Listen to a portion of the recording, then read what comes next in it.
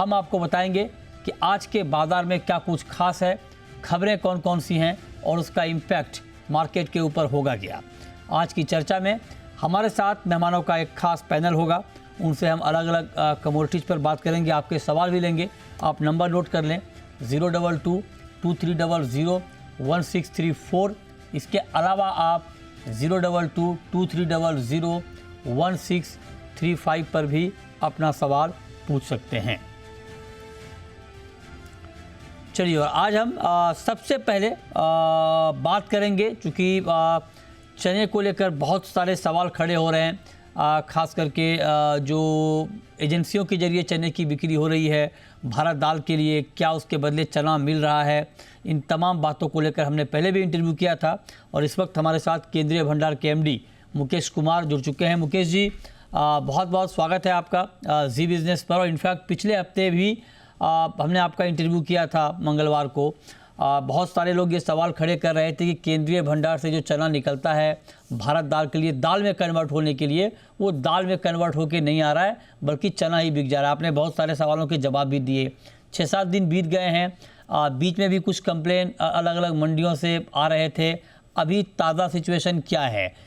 मतलब मैं आपसे ये जानना चाह रहा हूँ कि कितना चना केंद्रीय भंडार से दाल के लिए गया है और उसके बदले में आपको दाल कितनी मिली है?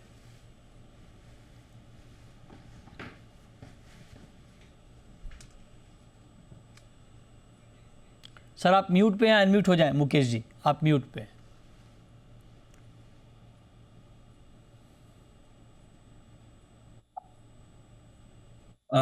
सबसे पहले मैं आपको सादर प्रणाम करता हूं और जी बिजनेस के सभी दर्शकों को हृदय की गहराई से उनको नमन करता हूं, उनको वंदन करता हूं, नमस्कार करता हूं।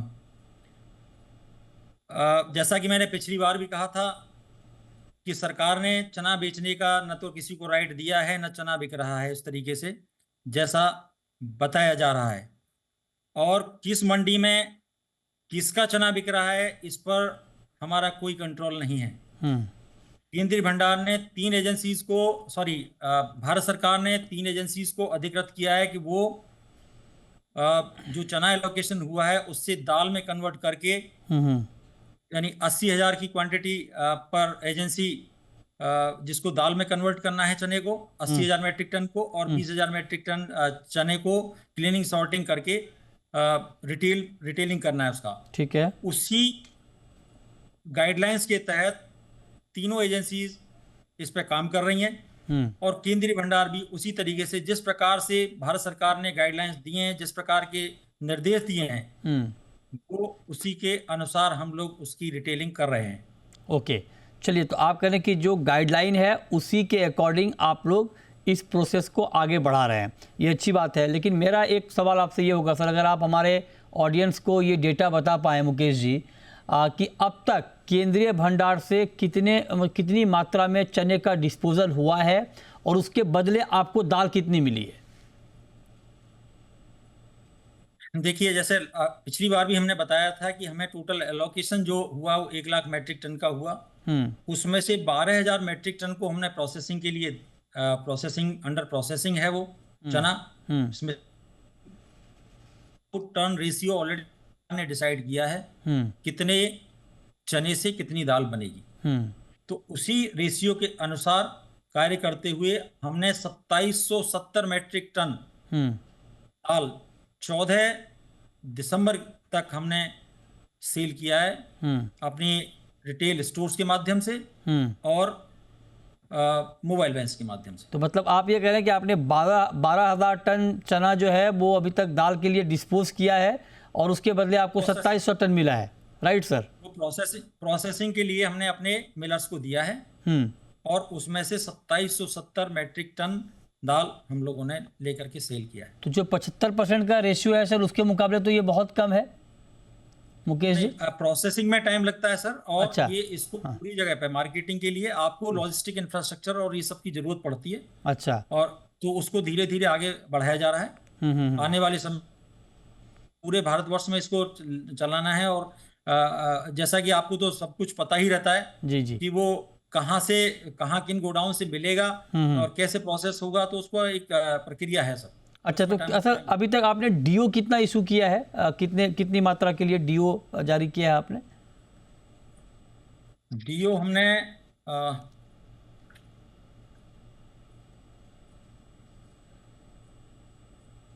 47,133 मैट्रिक टन का लगभग हम लोगों ने डीओ जारी कर चुके हैं।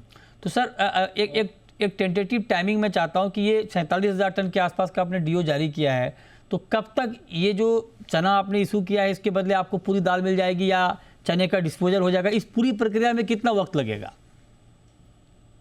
सर ये बहुत सारी चीजें सेल पे आधारित हैं। एक बार आपने कन्वर्ट कर लिया और अगर आपका अगर कुछ कॉन्स्टेंट हैं, लॉजिस्टिक कॉन्स्टेंट हैं, या आपकी मोबाइल वैन मिलने में दिक्कत है, या रिटेल स्टोर तक पहुंचने में दिक्कत है, उसको ध्यान में रखते हुए प्रोसेसिंग को कराया जाएगा। अच्छा अच्छा सर, कुछ लोग ये कंप्लेंट तो मॉइस्चर की वजह से, किसी और कारणों से वो राइट आपका क्वांटिटी खराब होने की संभावना रहती है। ठीक है, कुछ लोग ये कंप्लेन कर रहे हैं कि कुछ ऐसे भी ट्रेडर को डीओ दिया गया है या उनको चना दिया जा रहा है जिनकी कोई मिल नहीं है। मतलब इसमें आपका ऑब्लिगेशन ये है कि आप उन्हीं को देंगे चना जिनके पास मिल होगी, जो प्रोसेस करेगा। लेकिन कुछ लोग ये शिकायत कर रहे हैं, मैं इसको वेरीफाई मतलब ऑथेंटिक नहीं मान रहा हूँ, जब तक आप इस पर आपकी टिप्पणी चाहता हूँ। वो कह रहे हैं कि जो मिलर नहीं है उनको भी चना दिया जा रहा है, ये बात ठीक है सर? नहीं, बिना मिल के तो चना किस लिए दिया जाएगा उनको? ये मतलब देखिए, मिल हैज टू बी देयर। अब वो अगर उनके पास मिल के डॉक्यूमेंट्स हैं और मिलिंग वो कर रहे हैं, तो मुझे नहीं लगता है कि ये सब बात मतलब बहुत सारे लोग ऐसी अफवाहें फैलाते हैं, मैंने लास्ट टाइम भी कहा था। और जिनको काम नहीं मिलता है वो जरूर इस तरह की बातें करते हैं। और मेरा निवेदन लास्ट टाइम भी मैंने किया था और इस बार भी मैं आपसे आपके माध्यम से सबसे विनम्र विनती करता हूं कि निराधार बातें फैलाने से सरकार के कामकाज में जो अड़चनें पैदा करने से कोई लाभ नहीं होता है, बल्कि सबको साथ आकर के इसमें हमें सहयोग करना चाहिए कि हम किस तरीके से इसको अच्छे से और कर सकें। और सभी का हम लोग स्वागत करते हैं। बिल्कुल ठीक है। तो आप मैं आपके एक और बात में महत्वपूर्ण देना चाहूंगा जी कि लास्ट टाइम भी आपने कहा कि केंद्रीय भंडार नहीं, कई बार हमसे भी लोग आके इधर विभिन्न एजेंसीज के बारे में बात करते हैं और बाहर भी कई तरह की बातें चलती हैं। शिकायतों का दौर हमेशा चलता रहता है राइट इसमें। लेकिन एक आपके माध्यम से एक बात बताना बहुत जरूरी है कि 2017-18 में जिस समय हमें इसका चार्ज दिया गया था, मैं उस पर आ ही रहा था सर, मैं उस पर आ ही रहा था। अभी आपने सारे सवालों के जवाब दे दिया। अब मैं आता हूं कि 2017 में आप मेरे ख्याल से आपने कार्यभार ग्रहण किया, राइट सर? 17 में। मैं जानना चाहता हूं कि 17 से अब तक मतलब 7 साल में क्या ग्रोथ रही है केंद्रीय भंडार की? 3 एजेंसी मेन तौर पे हम लोग जब बात करते हैं, नैफेड, एनसीसीएफ, केंद्रीय भंडार, तो केंद्रीय भंडार के आप एमडी हैं। क्या ग्रोथ केंद्रीय भंडार की रही है पिछले 7 सालों में? देखिए, जिस समय हमें ये चार्ज दिया गया था, ये बहुत ही डिसमली परफॉर्मिंग ऑर्गेनाइजेशन के रूप में थी। और एक आइडिया ये भी चल रहा था कि क्यों ना इसको बंद कर दिया जाए, कि इसको सुचारू रूप से अच्छे तरीके से चलाना संभव नहीं है। इस तरह की बातें सरकार के स्तर पर चल रही थी। ऐसे विपरीत परिस्थितियों में, जबकि इसको किसी तरह की कोई ये नहीं था कि कोई स्पेशल फैसिलिटी थी, जो डीओपीटी का एक ओएम होता था जिसको 2015 में वापस ले लिया गया था, जिसके तहत स्टेशनरी तमाम सरकारी संस्थानों में यहाँ से सप्लाई होती थी, वो वापस ले लिया। एनसीसीएफ और केंद्रीय भंडार दोनों को ये फैसिलिटी होती थी, लेकिन वो विड्रॉ हुई। उसके बाद इसकी जो सेल दर थी वो साल दर साल 150 से लेकर 250 करोड़ हर साल गिर रही थी। उन परिस्थितियों में जब ये लगभग लॉस मेकिंग संस्था के रूप में खड़ी थी, उस समय मुझे इसका कार्यभार दिया गया।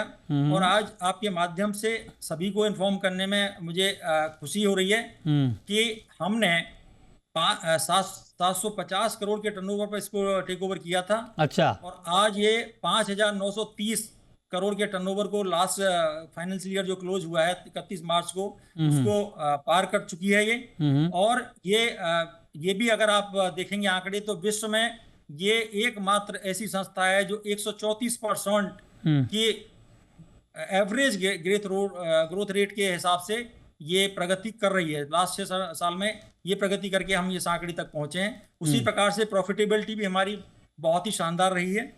लास्ट साल में हमने जो गया वर्ष है 56 करोड़ का रिकॉर्ड प्रॉफिट हम लोगों ने दिया है। अच्छा। और एक और बात मैं महत्वपूर्ण आपको बताना चाहूंगा, आपके माध्यम से आपने मुझे मौका दिया, उसके लिए मैं आपका आभारी हूँ। कि 2017-18 में जब इसके रिजर्व एंड सरप्लस जो थे, इसके 72 करोड़ 98 लाख रुपए का इसका रिजर्व एंड सरप्लस था, जो मेरे यानी अगर पिछले 56 साल का वर्सेस 6 साल अगर इसका आंकड़ा देखें आप, तो 56 साल में संस्था जो है मात्र लगभग 73 करोड़ रुपए रिजर्व एंड सरप्लस में थी, और जो मेरे पीरियड में 52 करोड़ 91 लाख बढ़कर के 125.89 करोड़ का रिजर्व एंड सरप्लस हुआ। इसका नेट वर्थ इसकी 74 करोड़ से 126 करोड़ 91 लाख हुई, और इसके फिक्स डिपॉजिट्स जो मेरे पीरियड में हुए 6 साल के अंदर 116 करोड़ हुए, जो कि 56 साल में मात्र 98.59 करोड़ इसका। अच्छा ठीक है मुकेश जी, ये आपने पूरी ग्रोथ की कहानी बताई, तो क्या आपको लगता है कि जिस तरह की ग्रोथ का आप दावा कर रहे हैं कि इतनी ग्रोथ आपके कार्यकाल में हुई है, तो क्या आप इस बात की भी आशंका जाहिर कर रहे हैं कि आपकी ग्रोथ से मतलब घबरा कर कुछ लोगों ने एलिगेशन आपके ऊपर लगाया है, क्योंकि आप कह रहे हैं कि ये सारी बातें बेबुनियाद हैं, तो इसके पीछे आखिर वजह क्या हो सकती है? केंद्रीय भंडार पे ही निशाना क्यों है? बाकी भी तो एजेंसी हैं, उनके ऊपर सवाल खड़े नहीं हो रहे हैं, अभी आपके ऊपर हो रहे हैं।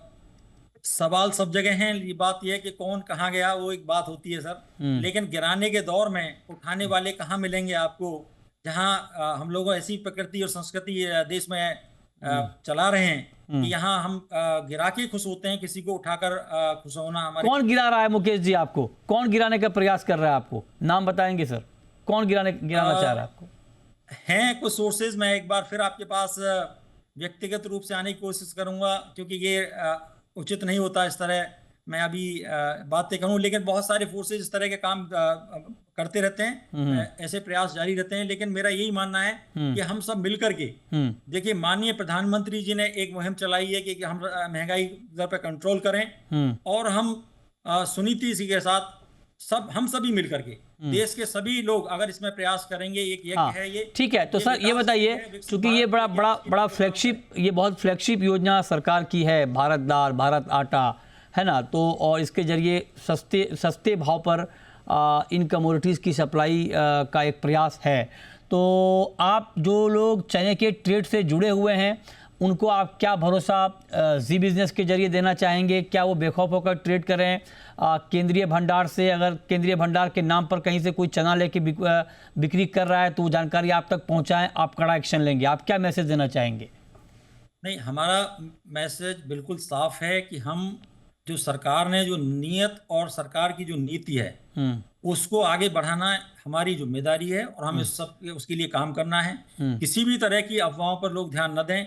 अगर कोई सूचना उनके पास है, मैं उसका स्वागत करूंगा, क्योंकि अगर हमें पता नहीं होगा, कोई चीजें ऐसी हो सकती हैं किसी भी स्तर पर, अगर हमें पता नहीं होगा तो हम उस पर कोई कार्रवाई नहीं कर सकते। ठीक बात है। अच्छा सर, एक चीज मैं आपसे पूछ लेता हूँ, क्योंकि आपने कहा कि सूचना आपको मिलेगी तो आप एक्शन लेंगे, बात बिल्कुल ठीक है। एक सूचना हमें लास्ट वीक मिली थी, अब मैं चाहता हूँ कि आप वेरीफाई करें, वो सूचना सही भी हो सकती है, गलत भी हो सकती है। कुछ लोग कह रहे थे कि 1700 टन के आसपास जो है केंद्रीय भंडार का चना मार्केट में बिका है मार्केट रेट पर।